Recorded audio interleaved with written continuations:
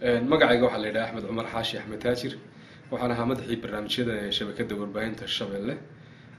Waxaan ka mid ahay suxufiyiinta lagu dhibaateeyay gudaha Soomaaliya 7 bishii June sanadkan 2009 aniga iyo agaasimaha shabakada warbaahinta Shabeelle ayaa subaxaasi 7 June saacadu markay ahayd 10 iyo barkii ama 4 saac iyo bar sida dadka qaar ay yaqaanaan ayaa suuqa bakaaraha la ku toogtay.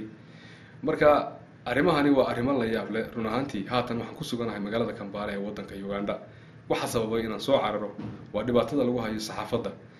anigu ka Axmed Taajir ahaan weligay kuma fikirin inaan dalka soo baxo.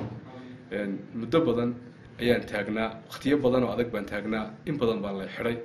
ka soo qaad dawladii hore kale wax badan waa la xiray ilaa 4-5 jeer waa la xiray. laakiin hadda waxa la yimid badil wala kaca oo saxaafadda lagu ugaarsanayo. waxa la jira barnaamijyo la sheegay oo dad ay sheegeen oo saxaafadda lagu xiriirinayay inay u shaqeyso reer galbeedka iyo Mareykanka. marka taasi waa tahay imika nabadda inaan qurbaha iska joogno oo halkan aanu taagnayn kasto aanan caawimaad la'aan ahayn oo ay caawiyeen Nusoj iyo IFJ iyo CBJ iyo waliba suxufiyiinta aan xuduud lahayn. laakiin haddaan nahay bahdii saxaafadda Soomaaliyeed dhibaato weyn ma qabnaa. waxa halkan la keenayna waa dhibaatada nala ku hayo waayo xarigu wadan laakiin haatan waxa yaala suxufiga hal la dilo taasina ma mid macquul ah mana aha mid aan ku joogi karno.